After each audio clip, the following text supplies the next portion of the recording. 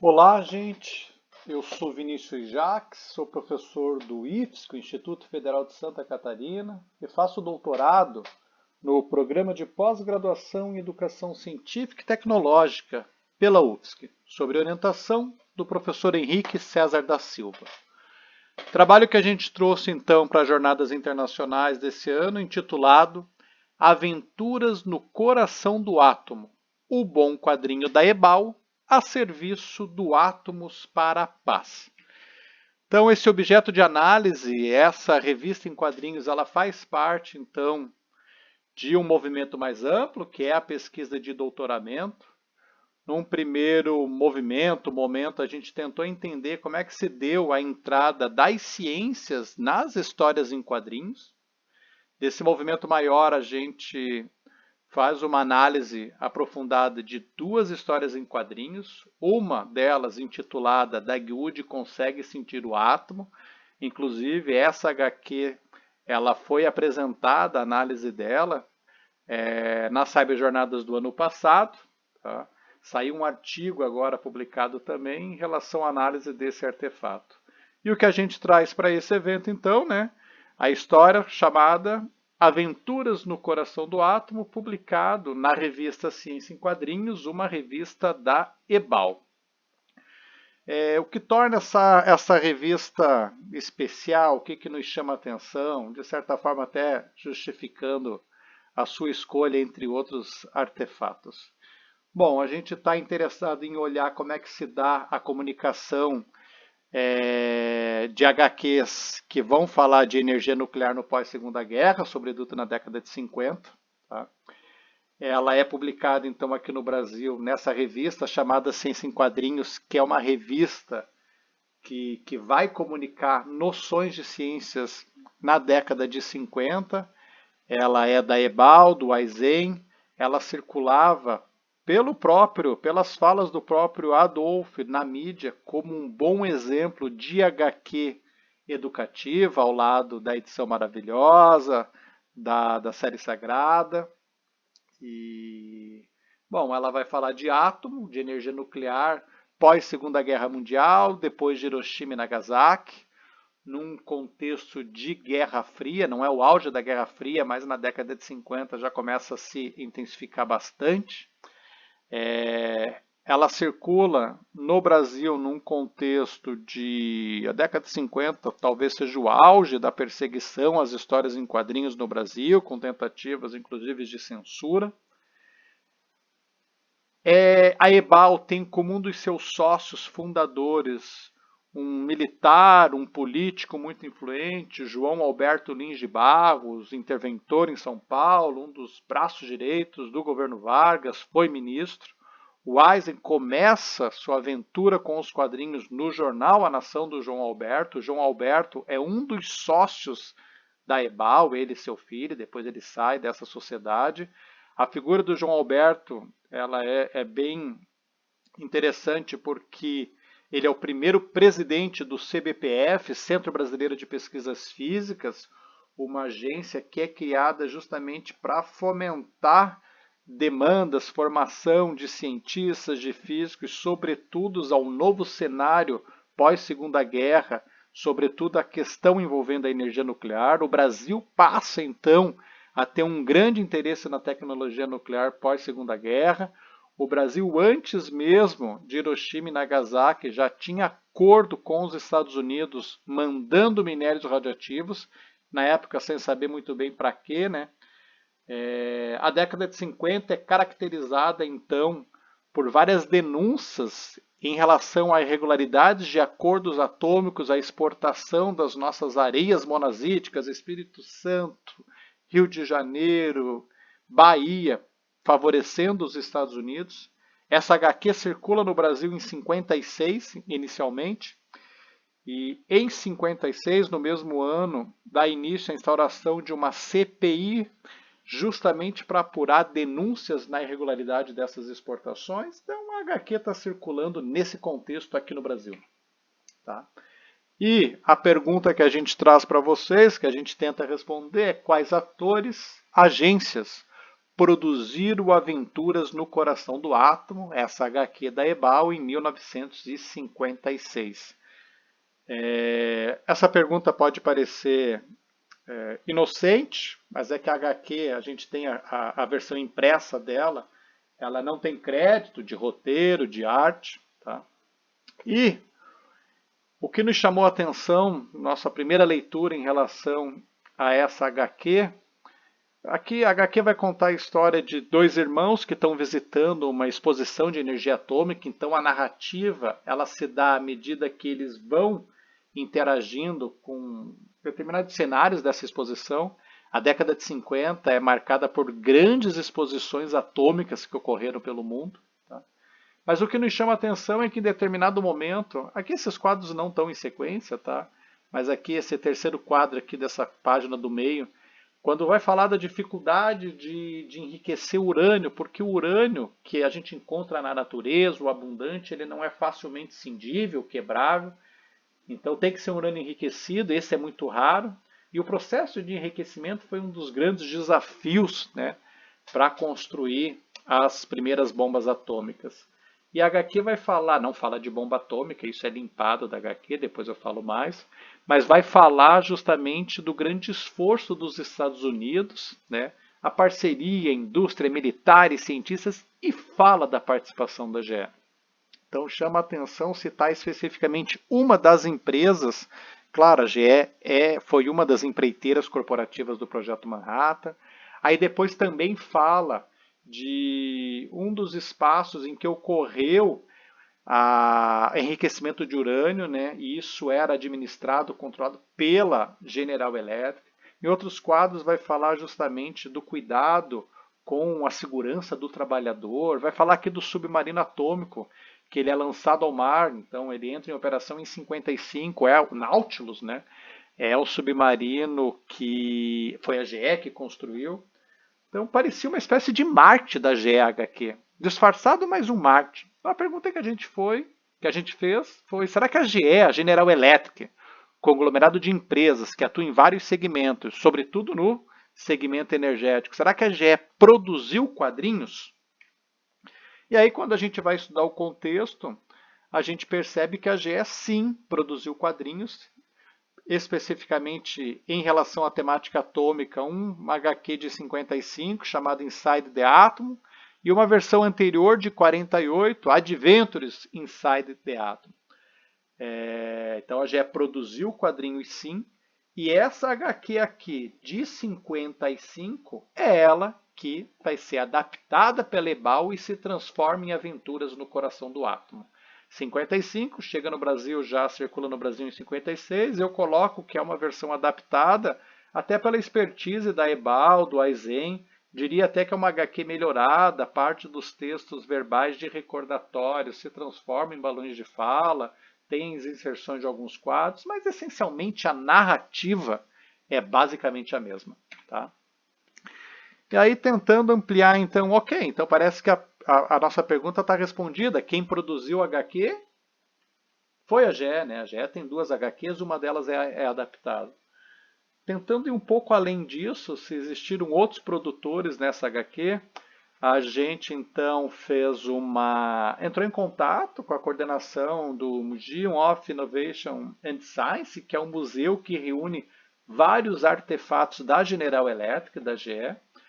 E a gente também fez uma pesquisa no banco de dados da Comissão de Energia Atômica dos Estados Unidos, além de trabalhos de historiadores nucleares, aqui no caso a Ana Maria Andrade, uma historiadora nuclear brasileira, e a Aldra Ralph, que é uma historiadora da Guerra Fria. Então tentamos articular essa pesquisa com essas fontes secundárias para entender um pouco quem são os atores e as agências por trás dessas HQs.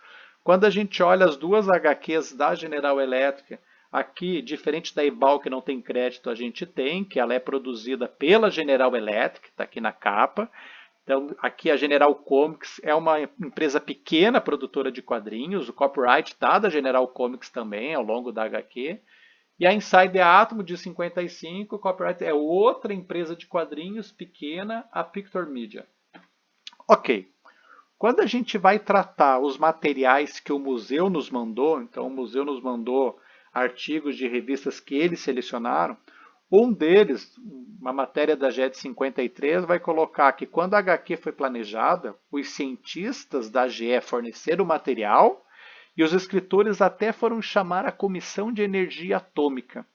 E é esse link que eles fazem com a Comissão de Energia Atômica que faz a gente também querer olhar como é que isso está registrado no banco de dados da comissão.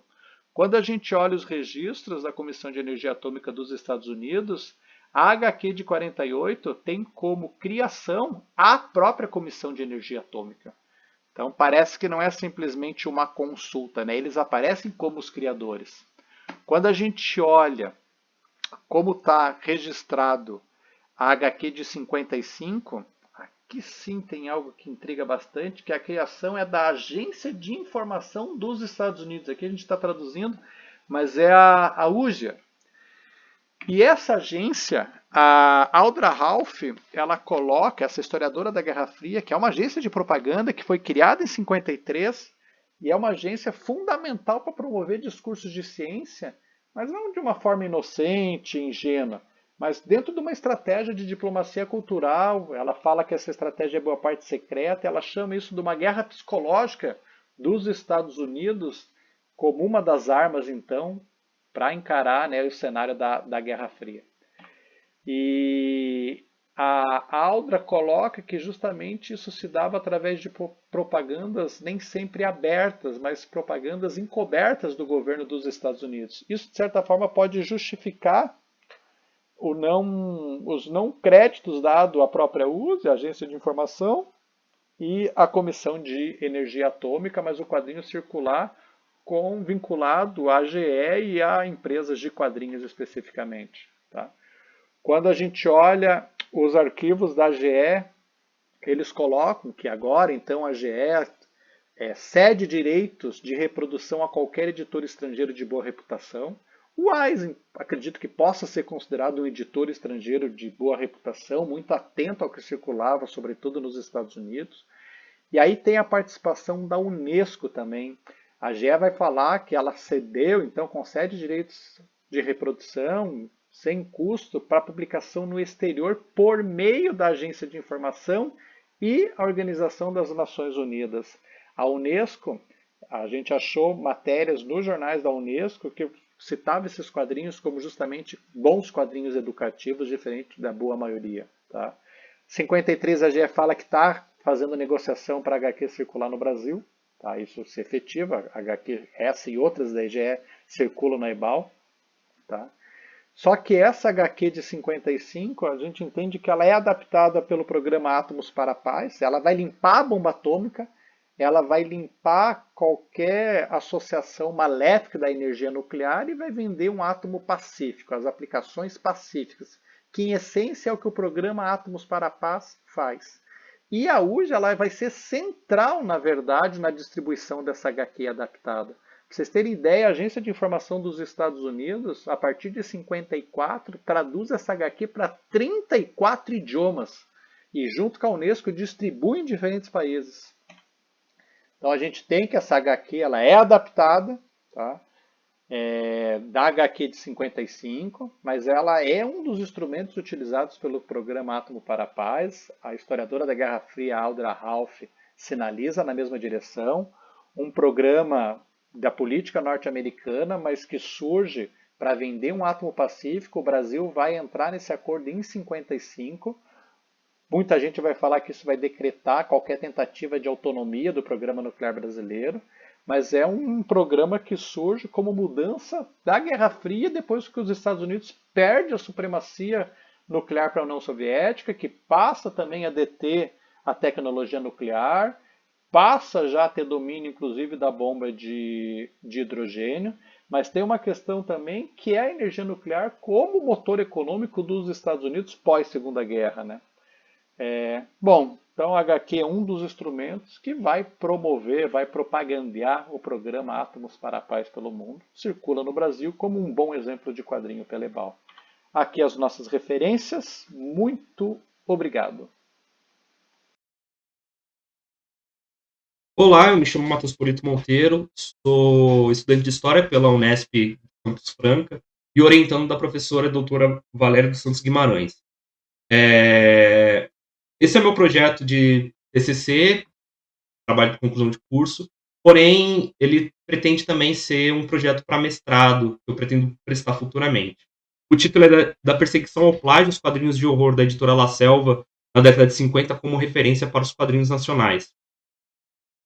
Bom, de antemão, gostaria de pedir desculpas pelos slides. Infelizmente, eu não consegui fazer funcionar a apresentação dos slides no programa de gravação que eu estou usando. E é isso, infelizmente. Me desculpe por isso. A revista Terror Negro foi uma revista da temática de horror publicada entre 1951 a 1977 e foi um sucesso editorial e comercial muito grande para a editora La Selva, tendo números de venda bastante razoáveis, até mesmo no ano em que a editora acabou fechando as portas em 1997, como foi comentado pelo Dr. Luciano Henrique Ferreira da Silva no seu trabalho de doutorado em 2012. A revista, na verdade, ela começa como um licenciamento de um super-herói chamado The Black Terror, que foi desses super-heróis genéricos criados na década de 40, no boom da temática nos Estados Unidos. E esse super-herói ele era muito comparado com o Capitão Marvel, principalmente por conta da forma como ele se transformava. E não foi um super-herói que teve muito sucesso editorial e comercial, e então acabou tendo pouquíssimos números de venda. Com isso, o título do Terror Negro acabou sendo enterrando muito rápido. A primeira publicação, o número 1, foi em 1949, e os editores decidiram aproveitar o nome, o Terror Negro, e reformular a revista para uma revista com a temática focada em histórias de horror. E já em 1951 eles publicavam a primeira revista, que saiu com a capa que está no primeiro slide. Essa aqui, no caso. Eles conseguiram o licenciamento de uma revista chamada The Beyond, que era publicada pela Ace Magazines, não confundir com a Ace Comics, e a EC Comics, né? EC Comics. Ela foi uma das mais populares editoras de terror da época e que acabou também sobrevivendo às censuras que teve aos quadrinhos de horror na década de 60, principalmente porque ela se reformulou e criou a Mad, que foi uma das revistas de comédia e paródias mais famosas e de maior sucesso comercial que teve no mercado editorial dos Estados Unidos. A Ace Magazines, ACE Magazines, ela era uma editora um pouco menor, mas que também fazia um sucesso comercial com histórias de horror na época.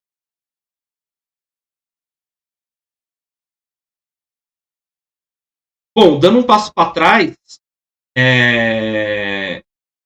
eu acho importante contextualizar um pouco a situação histórica, política e econômica que estava acontecendo no mundo, e principalmente no Brasil, durante aquela época. A década de 50 foi chamada pelo historiador Hobsbawm como os anos dourados.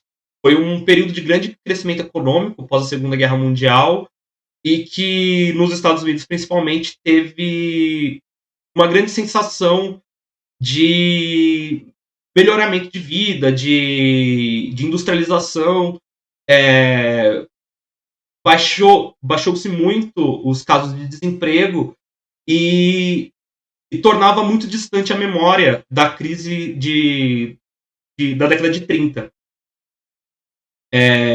Porém, ao mesmo tempo que havia um grande crescimento econômico e de modernização, também acontecia a Guerra Fria, que foi um período marcado por muitos conflitos militares e por um medo e pânico moral gigantesco, tanto no bloco soviético quanto no bloco, quanto no bloco capitalista.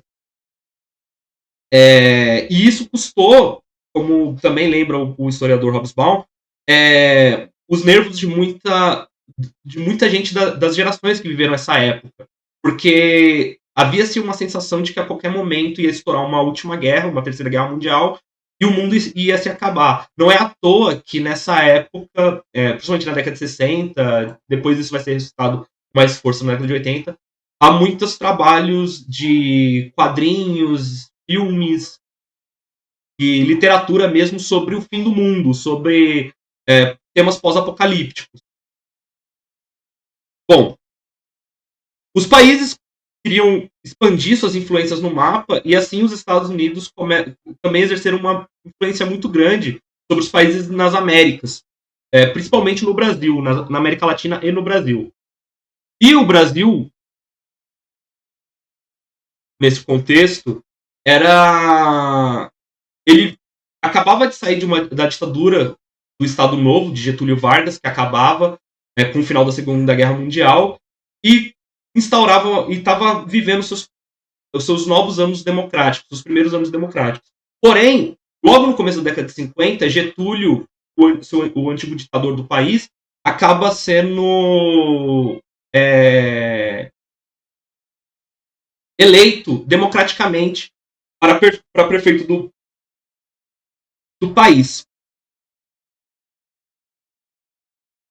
Porém, ainda assim, se sentia meio que, mesmo que parcialmente, ou por certa parte da população e alguns estados, principalmente os estados do Sudeste, que havia uma certa modernização no Brasil. De acordo com os historiadores João Manuel Cardoso de Mello e Fernando Novaes, no seu texto Capitalismo Tardio e Sociabilidade Moderna, entre os anos de 1950 e 1979, a sensação dos brasileiros, ou de grande parte dos brasileiros, era de que faltava poucos passos para finalmente nos tornarmos uma nação moderna. E assim, nesse contexto, que São Paulo se tornava um dos principais polos de modernização e cultura por esse tal mundo moderno. E nesse meio tempo, principalmente com o final da Segunda Guerra Mundial, houve também uma nova onda imigratória no país. E com isso, muitas famílias da Europa e da Ásia acabam vindo para o Brasil buscando trabalho e melhores oportunidades de vida, ou até mesmo chances de enriquecer, que eles não viam nos seus continentes e países de origem. E assim, nesse contexto, um italiano no bairro do Brás, que trabalhava já com distribuição de revistas em quadrinhos, em poucos anos, juntamente com seus filhos, acaba criando sua própria editora, a editora La Selva. Vitor La Selva foi o fundador, o pai da família e patriarca da família e fundador da editora, e trouxe seus 4 filhos para trabalhar com ele. São eles, que inclusive aparecem nessa foto, Giacomo La Selva, Antoninho, em pé aqui, esses dois, e sentados a gente tem Pascoal e Estevão.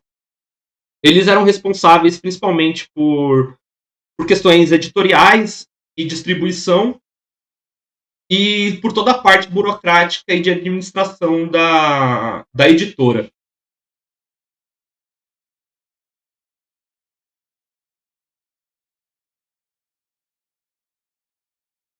Mas isso também não impediu a editora de contratar certos nomes emblemáticos e extremamente importantes para a história do mercado editorial da época e para a nossa história editorial do mercado editorial brasileiro. Por exemplo, como Reinaldo de Oliveira, que era editor, produtor gráfico, também roteirista de quadrinhos, trabalhou tanto na La Selva quanto na Abril, e tem um livro dedicado a ele, do Gonçalo Júnior, o repórter, chamado O Homem Abril. Também Reinaldo foi um dos realizadores da primeira exposição de histórias primeira exposição internacional de histórias em quadrinhos do mundo, que aconteceu em 1951, junto com Álvaro de Moya, Miguel Penteado e outra pessoa que também trabalhava na editora La Selva, o Jaime Cortez. Jaime Cortez era um português imigrante que veio para o Brasil ainda jovem, mas já com interesse de trabalhar no mercado editorial brasileiro e trabalhar com quadrinhos, fomentar os quadrinhos no Brasil. Ele foi o principal capista da editora e foi um dos fundadores da editora Continental Outubro, que foi a editora onde o Maurício de Souza, por exemplo, publicou a primeira história do Bidu. E a editora Continental tinha a proposta de publicar somente autores e histórias nacionais. Jaime tinha um trabalho de grande prestígio, como é lembrado pelo Luciano Henrique, que era o trabalho de capista. O trabalho de capista era um trabalho muito bem visto e pago nessa época, porque as capas eram o que vendiam as histórias em quadrinhos. Aqui estão algumas das capas que o Cortez fez. Aqui para Terror Negro, a Saga do Terror, que saiu pela editora Martins Fontes em 1988, a revista Calafrio, em 1988 também, Zodíaco, que é uma história original de Cortez, que foi republicada pela editora Ópera em 2015. Bom, os números das vendas de quadrinho nessa época, elas são bem emblemáticas, porque a partir do momento que começaram a ter um grande sucesso das vendas, principalmente da editora La Selva, muitas outras editoras que até publicavam já alguns títulos de horror, começam a publicar mais e investir mais nesse segmento de histórias. Aqui a gente tem alguns gráficos que eu tirei do trabalho de doutorado do Luciano Henrique, que a gente consegue ver o pico de publicações de horror justamente entre as décadas de 50 e 67, o final, o ano em que a editora La Selva fecha. E aqui a gente consegue ver no ano de 1967 a quantidade de títulos que eram publicados nessa época.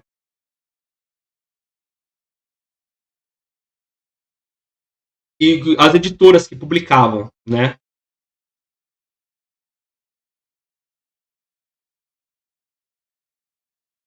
E com isso a gente consegue ver a influência que a editora La Selva e os quadrinhos de horror tinham. Os quadrinhos de horror tinham nessa época. E como eles eram um gênero extremamente popular. Aqui eu queria mostrar algumas dificuldades que eu estou tendo com a pesquisa. E como eu falei, é uma pesquisa que ainda está no começo e eu não vou conseguir trabalhar todos os pormenores dela nessa apresentação. Mas principalmente eu queria demonstrar minha dificuldade material com o projeto. Infelizmente, existem poucos acervos da revista disponíveis. A maioria de colecionadores, e ao meu conhecimento, só existe um acervo público ainda incompleto, que ainda está incompleto, não é um acervo com todas as revistas, que se encontra numa gibiteria pública de Curitiba. Uma gibiteca pública de Curitiba. Infelizmente, eu moro em São Paulo e eu não tenho como ficar fazendo essa transição constante das intercidades. Então, eu ainda não tive contato material com a revista e com seu conteúdo interno, que eu gostaria de analisar mais profundamente. Já que a minha proposta ela é justamente entender, para além da temática de horror, as influências narrativas e estéticas que a Terror Negro e a editora La Selva jogou nas próprias histórias de horror nacionais, publicadas principalmente pela editora Continental, que foi criada pelo Miguel Penteado foi criada pelo Miguel Penteado com o Jaime Cortez, e que eram dois nomes que trabalharam para a editora La Selva. Eu não falei do Miguel Penteado, mas ele trabalhava com a parte gráfica da editora La Selva. Ele tinha a gráfica Novo Mundo, que também tinha uma pequena editora, e essa gráfica foi comprada pelos La Selva para virar a gráfica da editora La Selva. E os dois, cansados de publicar apenas histórias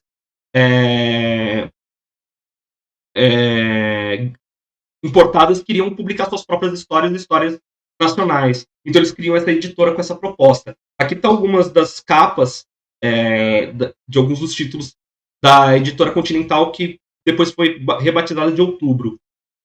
Bom, esse é o rumo que eu pretendo com a pesquisa. Ainda está no começo, eu ainda estou com o projeto, estou trabalhando em análise e teses em cima. Essas teses podem não se concluir, podem apontar outras coisas, divergir muito do que eu tenho no começo, mas basicamente é isso o meu projeto.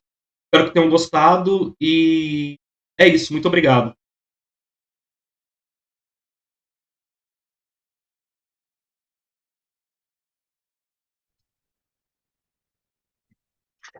Olá, o meu nome é Romildo Lopes, eu sou doutorando do curso de pós-graduação em comunicação da Unesp de Bauru e venho apresentar esse trabalho intitulado Histórias em Quadrinhos e Cinema Primitivo, proposições para uma leitura compartilhada. O meu trabalho original é em histórias em quadrinhos e ancestralidade, trato as questões de identidade, representatividade do negro, né, na mídia, em especial os quadrinhos, né? Esse trabalho ele nasce de uma proposição, uma disciplina de se fazer a arqueologia das mídias, a exemplo do que o Elsesser ou o Crary fizeram com o cinema ali em torno do século XIX até o começo do século XX, né? É, e essa é uma proposição que nasce das ideias do Foucault, a arqueologia do saber, né, e outros escritos, que acabam por dar base, embora não seja necessariamente uma metodologia, o Foucault ele não deixou essa metodologia, mas esses outros pesquisadores, a partir desses escritos do Foucault, eles deram seguimento e fizeram esse trabalho com o cinema. E agora, parte dessa experiência a gente tenta trazer para fazer também essa leitura com os quadrinhos, né? Eu vou começar aqui então, né? As histórias em quadrinhos do cinema, eles sempre tiveram essa leitura, em especial a gente vivia muito na mídia, né? Quando eu era menor, ali nos anos 90, até nos anos 80, muitas matérias tratando desse paralelismo das duas linguagens, né? Por questões de enquadramento, montagem, mas eu acredito principalmente por essa gênesis muito compartilhada ali na efervescência do final, ou, na verdade, com as insurgências em todo o século XIX, né? E a partir daí as linguagens elas vêm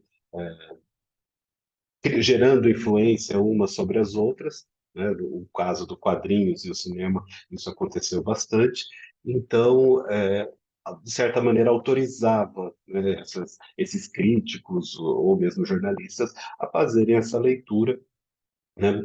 Eu não venho aqui tentar fazer nenhuma aproximação forçada disso, mas necessariamente buscar uma nova chave, de fato, de leitura, né? Ah, a ideia, né, do cinema primitivo, estou colocando aqui um pouco das bases desse trabalho, é a ideia do cinema primitivo que o Arlindo Machado apresenta, o termo não é dele, mas a ideia que ele apresenta simplesmente é esse cinema que acontece, ele coloca ali, da primeira exibição do Lumière até o filme do Griffith, em 1915, O Nascimento de uma Nação, né, que é esse filme horroroso, inclusive que marca por conta de todas as questões racistas e apologia ao Ku Klux Klan, mas que necessariamente traz os elementos da montagem onde se diz que o cinema ele já está devidamente codificado.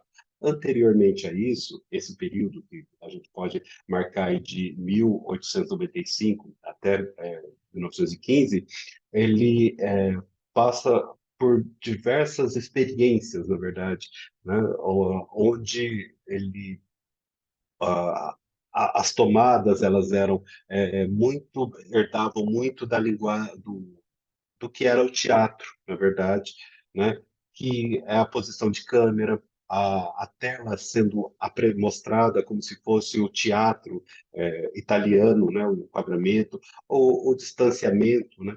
A cena ela era toda o mise-en-scène que acontecia muito de acordo com o teatro. O personagem ele entrava sempre pela lateral e saía pela outra ou pela mesma, mas ele não tinha essa questão de entrar e sair pelo fundo do palco, né? No caso da tela, né? Qualquer que fosse. Ah, a- as cenas elas aconteciam todas ao mesmo tempo, os diversos tipos, na época não poderia nem se dizer atores, eles estavam performando todos ao mesmo tempo o seu mise-en-scène, então isso gerava diversas pequenas cenas acontecendo, mas isso era uma tomada, feito de uma tomada só, né? A, a noção de história em quadrinhos, que eu particularmente gosto bastante de trabalhar, é do Scott McCloud, que trata de definir os quadrinhos a partir da linguagem, né? Ele coloca, cria essa definição a partir da definição do Will Eisner, né, a arte sequencial, e ele cunha a noção de que os quadrinhos são imagens pictóricas, né, e outras imagens em sequências deliberadas, destinada a transmitir informação e a produzir uma resposta do espectador. Quando ele lança esse livro, e lá em 95, se eu não me engano, ele acabou, no próprio livro, ele acaba estendendo a noção de história em quadrinhos, a Idade das Cavernas, sempre que ele via essa linguagem acontecendo, ele acabava por criar essa chancela de que aquilo poderia ser história em quadrinhos, né? E aí ele faz isso em pinturas medievais, até chegar, de fato, no que a gente conhece hoje, né? Como eu citei antes, o Foucault, e no caso aí, já fazendo essa leitura pelo Clary e pelo Althusser, quando ele coloca o cinema como arqueologia da mídia, eles passam a fazer essa noção, né, de leitura histórica da mídia por outras perspectivas, né? O Foucault ele tem uma frase que ele fala que é muito importante nós entendermos quando um discurso emerge, qual é a função social que ele exerce, qual é essa a noção que se tem, né, dessa determinada linguagem e quais as condições para ela emergir que fizeram dela o que ela de fato é, né? E não necessariamente e isso daí ele acaba criando determinados cortes, né? Eu não tenho ainda elementos suficientes para colocar para de repente dizer isso, mas a partir da leitura do Foucault, pode-se dizer que os quadrinhos eles são fruto do que era a imprensa ilustrada no século XIX, né? Uh, muito pouco, né? Muito poucas insurgências aconteceram de forma anterior, mas geralmente de elementos da linguagem. Nós vemos balão de fala em toda a pictografia, né?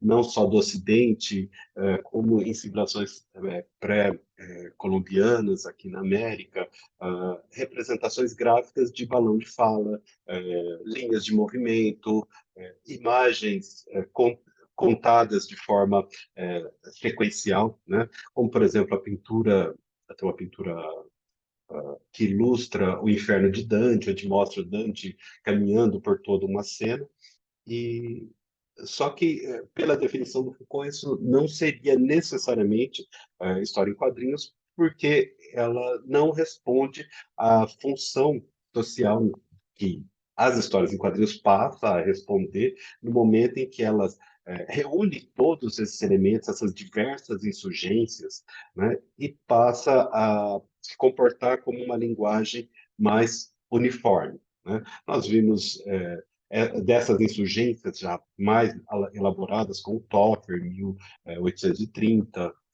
o Inhoquim aqui no Brasil, né, em 1869. Né?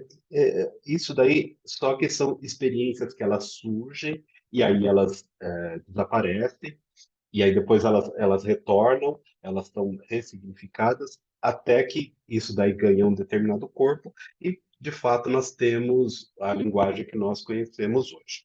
Né? Eu escolhi, né, para esse trabalho, em particular, né, como eu já citei aqui, essa marcação, né, do que seria o tempo, mas eu escolhi, para participar dessa análise, o trabalho do Richard Outcott, que é o criador do Menino Amarelo, Yellow Kid, que durante algum tempo, principalmente aqui no Brasil, mas nos Estados Unidos, por uma questão de querer se apossar de determinadas linguagens, é, foi considerado o criador das histórias em quadrinhos, né? Ele era um ilustrador muito hábil, né? Trabalhou, o trabalho dele foi no New York World, mas ele trabalhava basicamente com ilustrações, com planos grandes, com essas imagens, justamente, e a exemplo do que nós víamos no cinema, acontecendo num período muito próximo, era esse grande plano, esse grande teatro, onde nós tínhamos diversas cenas acontecendo ao mesmo tempo, nós tínhamos muito texto, muitas ações que não necessariamente tratavam de um tema, se voltavam a um tema específico, né? Algo, de fato, muito próximo, né, ao que a gente define do que era a tela, do que era o enquadramento no cinema primitivo. Né? Nós vemos aí, né, nessa cena, nós temos assim diversos caracteres acontecendo, diversos textos, não são necessariamente ainda personagens, mas tipos que passam a transitar e a participar da cena ao mesmo tempo. Né? Isso aqui nós vemos a Viagem à Lua, do Méliès. Né? Nessa cena, o legal seria colocá-la em movimento para que fosse mais claro, mas isso é fácil de acessar. Mas em todo esse período nós vemos esse tipo de montagem, ou seja, do palco italiano, onde nós temos os diversos tipos ou personagens performando o seu mise-en-scène de forma isolada, tudo acontece ao mesmo tempo, né? Você não tem assim a questão do, do, do foco, né, em determinados personagens, determinada ação, tudo acontece de forma mais teatral e ao mesmo tempo. Né? Aqui nós temos um outro quadro, né, do Outcott, né, que é muito semelhante se nós formos até olhar esse quadro do Grande Roubo do Trem, do Edwin Porter. O Edwin Porter é um diretor que anterior ao Christie, ele começa a dar esses passos de constituir a montagem, de começar a fragmentar uma cena maior em cenas menores, né? Mas ele ainda trabalha muito com essa câmera fixa, a partir com uma distância fixa, onde você vê os personagens de forma completa e tudo acontecendo de forma simultânea. A simultaneidade ela é muito comum. Né? Ah, como nós colocamos, David Griffith, com o Nascimento da Nação, em 95, ele, de certa forma, ele faz isso de capturar, ele próprio, é óbvio, participou desse movimento de criar essa noção. O Arlindo Machado fala que a fragmentação foi a solução óbvia para se dar coerência na contagem da história. Né? Isso de você poder separar determinadas as cenas em tomadas menores, você poder dirigir a atenção para um personagem, para um acontecimento, você poder dar o close para mostrar a expressão. essa codificação já aparece em Griffith, né? O Output, a primeira quadro, embora o Menino Amarelo tenha aparecido lá em 95, os primeiros quadros dele com a imagem também, a cena seccionada, elas já são de 96, né? Mas ainda assim você vê eles são colocados dentro de uma posição bem estática, né? Ah, aqui eu tenho algumas colocações, né? Que o Output ele trabalha com essa ideia da imagem pregnante, ou seja, do instante condensado, né? Mas que isso para ele é muito mais uma preferência do que uma limitação. Ele durante todo o tempo ele trabalha com a imagem fragmentada e depois retorna à grande ilustração, né? O cinema primitivo, esses quadrinhos são insurgências da visualidade, né? Que eles emergem no século XIX, né? Já de forma mais cumulativa e configurada, e a partir ali do início do século XX, eles passam a ganhar esse status do que nós conhecemos hoje como cinema, né? Ah, esse trabalho, como eu disse, é uma aproximação, né? E ele aponta para uma necessidade de um estudo mais aprofundado do que seria a arqueologia das histórias em quadrinhos, de fato, para tomar mais consciência dessas insurgências, o que efetivamente, não necessariamente a busca de uma origem, mas entender melhor o papel dessas insurgências, dessas diversos elementos de linguagem que se configuraram no que nós conhecemos hoje como quadrinhos, né?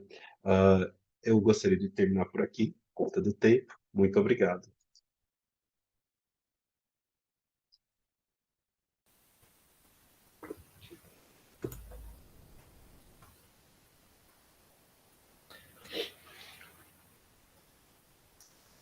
Olá pessoal, tudo bem?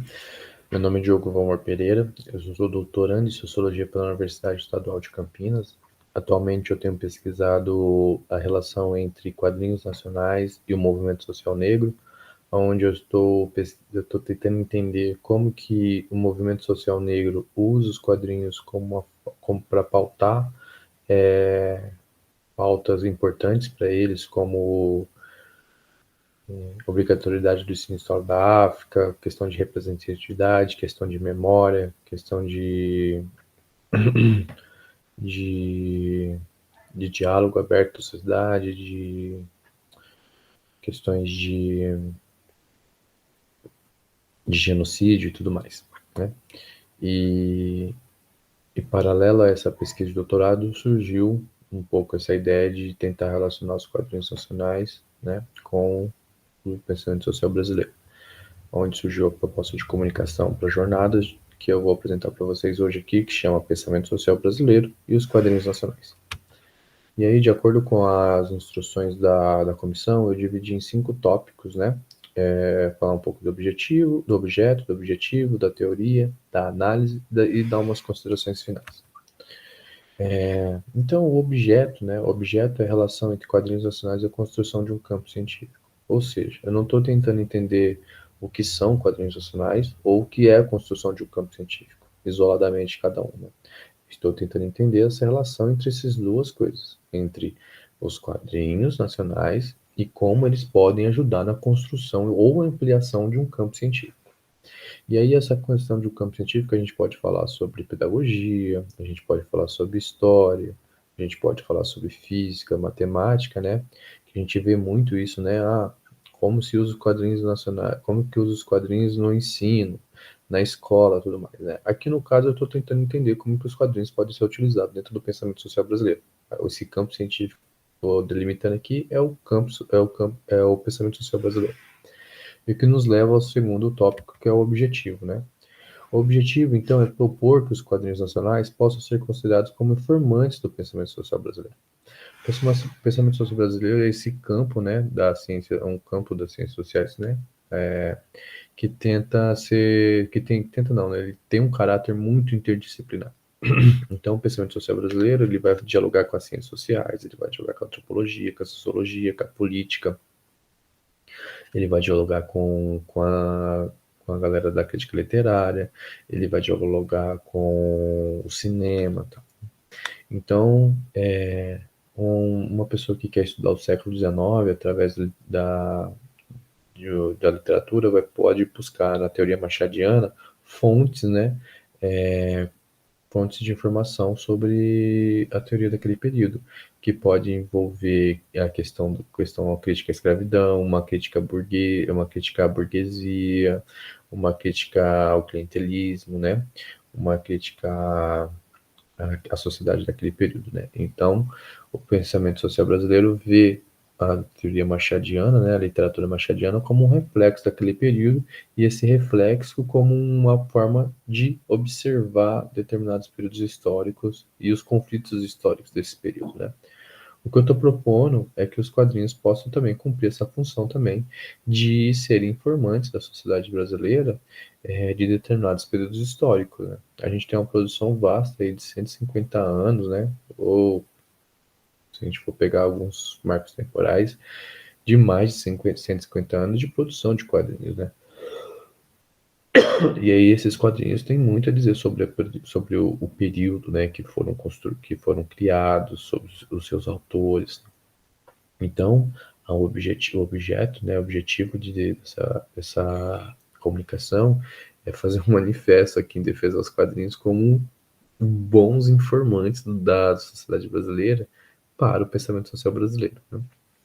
Isso nos leva ao terceiro tópico, que seria a teoria. Para fazer isso, eu tenho usado muito o Lukács, né, e a sua teoria sobre as formas sociais e culturais. A teoria do romance, que é um livro que ele escreve em 1916, se não me engano, ele vai entender as formas artísticas, né, e as formas literárias como reflexo do social, e o social, onde o social está na forma e a forma está no social. Então, para você entender as alterações da sociedade burguesa, que ele está falando de Balzac e tal, né? Você tem que olhar para a literatura daquele período, né? Porque o romance é um reflexo, o romance é um construto é um construto da burguesia, né, que reflete dentro dessa cultura, né?